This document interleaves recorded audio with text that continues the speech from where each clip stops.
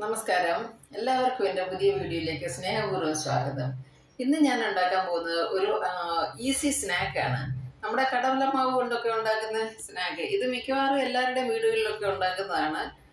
ഇതിൻ്റെ ഒരു പുതിയ വെർഷൻ ഇറങ്ങിയിട്ടുണ്ടല്ലോ, ആലു ഭുജിയ. അതിനകത്തിൽ ഉരുളക്കിഴങ്ങൊക്കെ ചേർത്തിട്ട് അതാണ് ഞാൻ ഇന്ന് ഉണ്ടാക്കുന്നത്. അതിൻ്റെ ഒരു ട്രയലാണ്. ചെയ്ത് നോക്കുകയാണോ ഉണ്ടാകുമോ ശരിയാകുമോ ഇല്ലയോ എന്ന്. അപ്പോൾ നമുക്ക് പോകാം വീഡിയോയിലേക്ക്.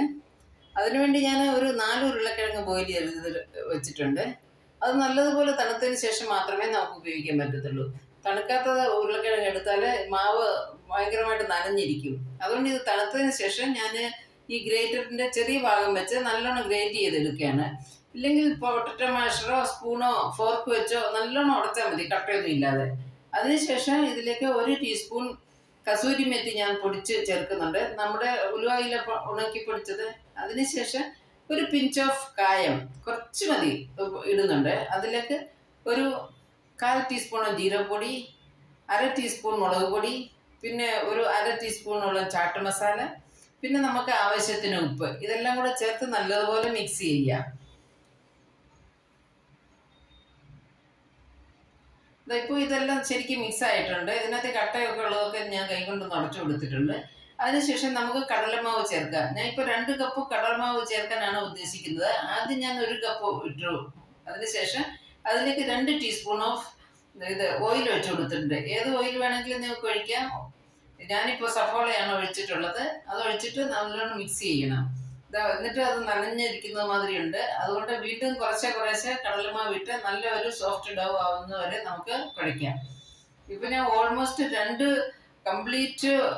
ഗ്ലാസ് ഇട്ടിട്ടുണ്ട്. അതാ നല്ലൊരു ഡോ തയ്യാറാക്കിയിട്ടുണ്ട്. ഇത് ഇനി റെസ്റ്റ് ചെയ്യാൻ വെക്കേണ്ട ആവശ്യമൊന്നുമില്ല, അപ്പോൾ തന്നെ നമുക്ക് ഉണ്ടാക്കിയെടുക്കാം. കണ്ടില്ലേ? അതിനുവേണ്ടി ഞാൻ ചീനച്ചട്ടി അടുപ്പത്ത് വെച്ച് അതിലേക്ക് സഫോള ഓയിൽ ഒഴിച്ചു കൊടുത്തിട്ടുണ്ട്. ഇനി ചൂടാകുമ്പോൾ നമുക്ക് ഇതിലേക്ക് ഇത് ഉണ്ടാക്കാം. നമ്മുടെ ഇടിയപ്പത്തിന് ഉണ്ടാക്കുന്ന അച്ച് വെച്ചാണ് ഉണ്ടാക്കുന്നത്. അതിൻ്റെ ഏറ്റവും ചെറിയ അച്ചുണ്ടല്ലോ, അതിലാണ്. എൻ്റെ കയ്യിൽ തീരെ ചെറിയ നൈസായിട്ടുള്ളതല്ല ഉള്ളത്, ഇച്ചിരി വലുപ്പമുണ്ട്. അതിലാണ് ഞാൻ ഇന്ന് ഉണ്ടാക്കാൻ പോകുന്നത്.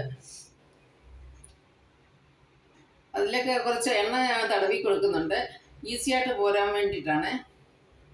ഇതൊക്കെ എല്ലാവർക്കും അറിയുന്ന കാര്യങ്ങളാണ്, എന്നാലും ഞാൻ പറഞ്ഞതേ ഉള്ളൂ. എന്നിട്ട് ഇതിലേക്ക് മാവ് ഇടുകയാണ്. മാവ് ഇടുമ്പോൾ നമുക്ക് നല്ലപോലെ കൈവച്ച് ഒന്നുകൂടെ കയ്യിൽ വെച്ച് ഇങ്ങനെ ഒന്ന് ഉരുട്ടി കൊടുത്ത് ഒന്നുകൂടെ ഒന്ന് മൃദുവാക്കണം. അതിനു വേണ്ടിയാണ് ഇങ്ങനെ ചെയ്യുന്നത്. അതിനുശേഷം നമുക്ക് ഇതിലേക്ക് വെച്ച് പിഴിഞ്ഞെടുക്കാം. നല്ല എണ്ണ നല്ലോണം ചൂടായിരിക്കണം. തണുത്ത എണ്ണയിലിട്ട് എണ്ണ കുടിക്കുകയും ചെയ്യും. കുറേ സമയം എടുക്കും. ശരിക്കും മൂത്ത് വരത്തില്ല. മൂത്ത് വരാൻ കുറേ സമയം എടുക്കുകയും ചെയ്യും. അതുകൊണ്ട് നമുക്ക് എണ്ണ നല്ലോണം മൂക്കാൻ വേണ്ടി വെയിറ്റ് ചെയ്യാം. അങ്ങനെ എണ്ണയൊക്കെ നമ്മുടെ മൂത്ത് വരുന്നുണ്ട്. ഒന്ന് ചെക്ക് ചെയ്ത് നോക്കണം. ചെക്ക് ചെയ്യാൻ വേണ്ടി ഇതിലേക്ക് കുറച്ച് മാവിൻ്റെ ഒരു ചെറിയൊരു പീസ് ഇട്ട് കൊടുത്താൽ മതി. ചൂടായോന്നറിയാമല്ലോ. അല്ലാതെ എണ്ണ ചൂടാവുന്നതിന് മുന്നേ ഇട്ട് കൊടുക്കാൻ പാടില്ല.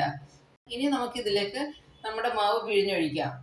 ഇടിയപ്പത്തിൻ്റെ അച്ചുകൊണ്ട് തന്നെ നമുക്ക് പിഴിഞ്ഞൊഴിച്ച് കൊടുക്കാം. ഇതാ നല്ലതായിട്ട് വന്നിട്ടുണ്ട്. നല്ല സോഫ്റ്റാണ്. അതിനൊരു പ്രയാസം ഇല്ലാതെ ഈസി ആയിട്ട് എടുക്കാൻ പറ്റി.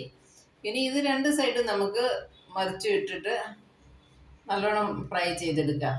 മൂപ്പിച്ചെടുക്കണം ഇത് നല്ലതുപോലെ 2 സൈഡും. കണ്ടില്ലേ? വേഗം ആയിട്ടുണ്ട്. ഒരു പ്രയാസമില്ല, ഈസി. എത്ര വേഗമെന്നാണ് ഇതാവുന്നത്. ഇനി ഇതുപോലെ ബാക്കിയെല്ലാം ഞാൻ ഇന്ന് അതിലേക്ക് പിഴിഞ്ഞെടുക്കുകയാണ്. എന്നിട്ട് 2 സൈഡും മറിച്ചിട്ടിട്ട് നമുക്കെല്ലാം ഇങ്ങനെ ആക്കിയെടുക്കാം. കുട്ടികൾക്കൊക്കെ വളരെ ഇഷ്ടപ്പെടുന്ന ഒരു സ്നാക്കാണ്. കുട്ടികൾക്കല്ല, വലിയവർക്കും ഇഷ്ടം തന്നെ. നമുക്ക് ചുമ്മാ ഇങ്ങനെ കുറിച്ചുകൊണ്ടിരിക്കാം.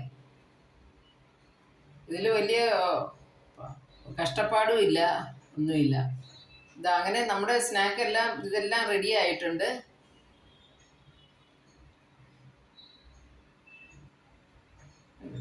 എല്ലാം റെഡിയായി. ഇതിനി നമുക്ക് ഒരു പാത്രത്തിലേക്ക് നമുക്ക് ഇത് പൊടിച്ചിടാം. പൊടിക്കുകയെന്ന് വെച്ചാൽ ഒത്തിരി പൊടിച്ചിട്ടില്ല, ജസ്റ്റ് ഒന്ന് ബ്രേക്ക് ചെയ്തിട്ട് ചെറിയ പീസാണ്. നമ്മൾ ആലുഭുജിയൊക്കെ നമ്മൾ കണ്ടിട്ടില്ലേ, ചെറിയ പീസുകളായിട്ടല്ലേ പാക്കറ്റിലൊക്കെ വരുന്നത്. അതുപോലെ ഇത് ഒന്ന് ഉടച്ചു കൊടുക്കാം. അധികം ഇങ്ങനെ വേണമെങ്കിലും കഴിക്കാം, പക്ഷെ അന്നേരം പിന്നെ പാക്കറ്റിൽ കിട്ടുന്ന ആലുഭുജിയുടെ പോലെ ആവില്ലല്ലോ. അതുകൊണ്ട് ഇതെല്ലാം ഞാനൊന്ന് ഉടച്ചിട്ട് കൊടുത്തിട്ടുണ്ട്. അങ്ങനെ ഇത് നമ്മുടെ aloo bhujia tasty, easy and tasty aloo bhujia ready ആയിട്ടുണ്ട്. എല്ലാവരും ചെയ്ത് നോക്കണം. നിങ്ങൾക്ക് എല്ലാം ഇഷ്ടപ്പെട്ടു എന്ന് കാണുമെന്ന് വിശ്വസിക്കുന്നു. എൻ്റെ ഈ വീഡിയോ ഇഷ്ടപ്പെട്ടാൽ ലൈക്ക് ചെയ്യണം, ഷെയർ ചെയ്യണം. എൻ്റെ ഈ ചാനൽ സബ്സ്ക്രൈബ് ചെയ്ത് സപ്പോർട്ട് ചെയ്യാനും ചെയ്യുമെന്ന് വിശ്വസിക്കുന്നു. വീണ്ടും ഒരു പുതിയ വീഡിയോയുമായി കാണുന്നവരെ bye bye. Thank you for watching.